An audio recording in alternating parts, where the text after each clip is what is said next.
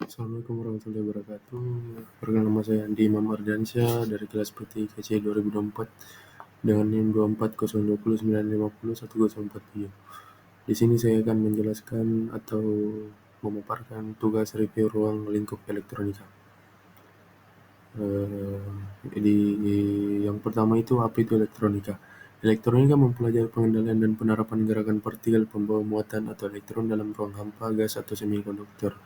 Perkembangan elektronika dari sejak kelahirannya sampai sekarang nampak bahwa perkembangan tersebut menuju miniaturisasi komponen, bahkan dewasa ini telah ditemukan on-chip mikrokomputer atau mikrokomputer dalam satu chip.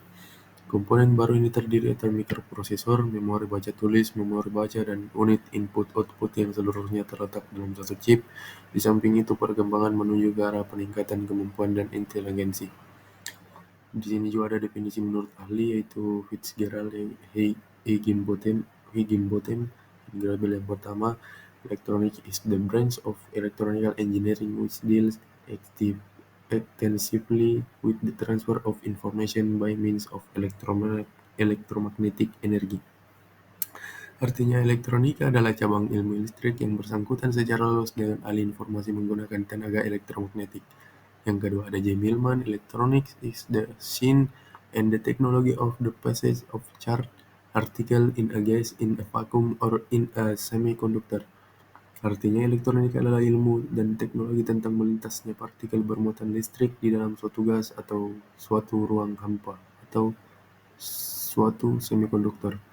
Yang ketiga ada J. Carol Young, the study, design, and use of devices that depend on the conduction of electricity through a vacuum, gas, or semiconductor. Artinya yaitu elektronika meliputi studi, perancangan, dan penggunaan piranti-piranti yang berdasarkan hantaran listrik dalam suatu ruang hampa, gas, dan semikonduktor. Di ketiga juga ada pendapat dari Yohanes. Namun kita lanjut ke perkembangan elektronika.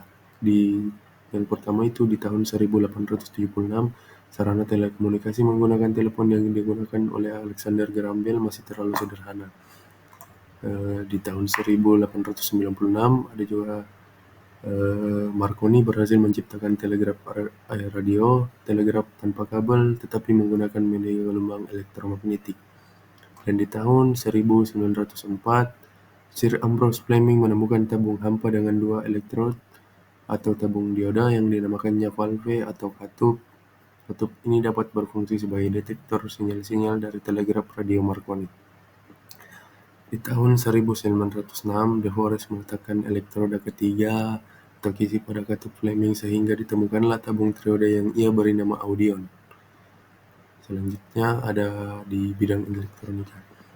Yang pertama itu bidang instrumentasi dan kontrol. Bidang ini berkecimpung dengan peralatan seperti pengembangan alat ukur elektronik, instrumentasi penelitian, alat pemroses data, serta alat kontrol atau otomatisasi seperti sistem mikroprosesor untuk kontrol dan sebagainya. Yang kedua itu bidang telekomunikasi. Bidang ini berkecimpung pada alih informasi jarak jauh, baik menggunakan kabel maupun tidak. Sebagai contohnya komunikasi telepon yang menggunakan relay elektronik. Yang ketiga itu bidang elektronika konsumer. Bidang ini berkecimpung pada produksi peralatan-peralatan kebutuhan umum seperti radio, televisi, perekam kaset, audio maupun video, penyedia daya serta komponen elektronika. Yang keempat itu bidang elektronika kuantum. Bidang ini terlibat dalam pengembangan elektronika yang melibatkan interaksi antara cahaya, gelombang mikro, atau gelombang elektromagnetik lainnya. Selanjutnya itu ruang lingkup elektronika. Terbagi dua, itu komponen aktif dan pasif. Komponen aktif adalah komponen yang memerlukan sumber daya eksternal untuk beroperasi dan dapat memperkuat atau mengontrol arus listrik. Contohnya itu tabung trioda dan transistor. Yang kedua itu komponen pasif, tidak memerlukan sumber daya eksternal untuk bekerja dan hanya berfungsi untuk menyimpan, melewatkan, atau menghambat arus listrik. Contohnya yaitu resistor, induktor, dan kapasitor. Selanjutnya komponen elektronika terbagi dua juga, itu komponen linear dan tidak linear. Komponen linear, komponen yang memiliki hubungan linear antara tegangan dan arus sesuai dengan hukum Ohm. dalam kurung V sama dengan I kali R. Artinya jika ketegangan meningkat, arus juga meningkat secara proporsional. Contohnya itu resistor. Yang kedua itu komponen tak linear, komponen yang tidak mengikuti hubungan linear antara tegangan dan arus, nilai hambatan atau karakteristiknya berubah tergantung pada kondisi operasi. Contohnya itu tabung trioda dan transistor. Selanjutnya ada sistem analog dan digital. Yang pertama itu analog. Sistem analog adalah informasi yang diolah atau ditampilkan dinyatakan dalam suatu variabel rangkaian yang harganya dapat berubah secara kontinu. Ciri-ciri sistem analog yaitu menggunakan sinyal yang berbentuk gelombang, memiliki kemungkinan jumlah nilai yang tidak terbatas, dan lebih rentan terhadap gangguan karena sinyalnya dapat terpengaruh oleh lingkungan. Contohnya itu radio AM, televisi tabung, mikrofon dan speaker konvensional, dan termometer air raksa. Yang kedua itu ada digital, sistem digital data atau informasi yang diolah atau yang ditampilkan dan dinyatakan dalam suatu variabel rangkaian harga yang diskrit dengan dua keadaan atau dua harga yang berbeda. Ciri-cirinya yaitu menggunakan sinyal yang berbentuk pulsa, data diwakili bentuk angka, dan lebih tahan terhadap gangguan karena sinyalnya lebih mudah diproses. Contohnya itu komputer dan smartphone, televisi LED dan LCD, kamera digital, jam digital, dan lain-lain. Selanjutnya yaitu di sini ada satuan daya dan turunan. Tabel tersebut menampilkan kuantitas fisika dasar yang digunakan dalam bidang elektronika. Setiap kuantitas memiliki satuan yang telah ditetapkan oleh Sistem Internasional atau SI.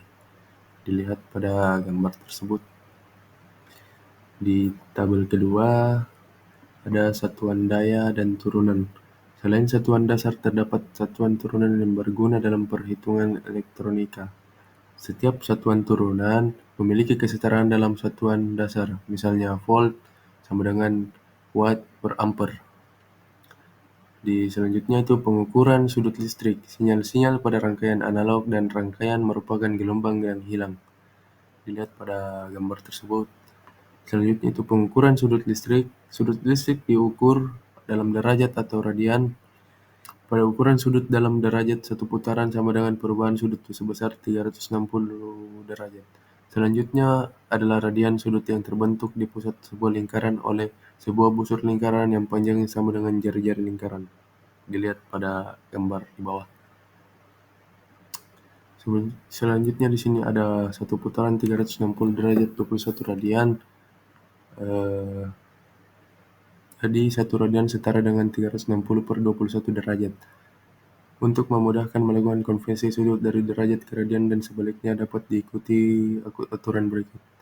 Di sini juga ada contoh soalnya, letakkan sebuah sudut sebesar 205 derajat dalam radian. Dan penyelesaiannya untuk konversi derajat ke radian, bagi dengan 57,3 sehingga 205 derajat sama dengan 205 per 57,3 sama dengan 3,58 radian. Di sini ada juga besaran simbol satuan listrik. Tabel ini menjelaskan beberapa besaran yang sering digunakan dalam rangkaian listrik elektronika. Sebuah kapasitor dengan kapasitansi 1F berarti dapat menyimpan satu kolom muatan listrik saat diberi tegangan 1 volt. Selanjutnya yaitu besaran simbol satuan listrik. Tabel ini menunjukkan awalan atau prefiks yang digunakan dalam sistem SI untuk menyatakan kelipatan atau pecahan dari suatu satuan. Yang terakhir yaitu ada tabel awalan, pengali atau eksponen. Di sini terdapat pembagian dari tera, giga, mega, kilo, senti, dan mili. Di sini adalah kesimpulan yang elektronika adalah cabang ilmu yang mempelajari perilaku dan aplikasi komponen listrik serta sirkuit dalam mengolah, mengontrol, dan mentransmisikan sinyal listrik. Baik, mungkin itu saja yang bisa saya sampaikan. Terima kasih. Assalamualaikum warahmatullahi wabarakatuh.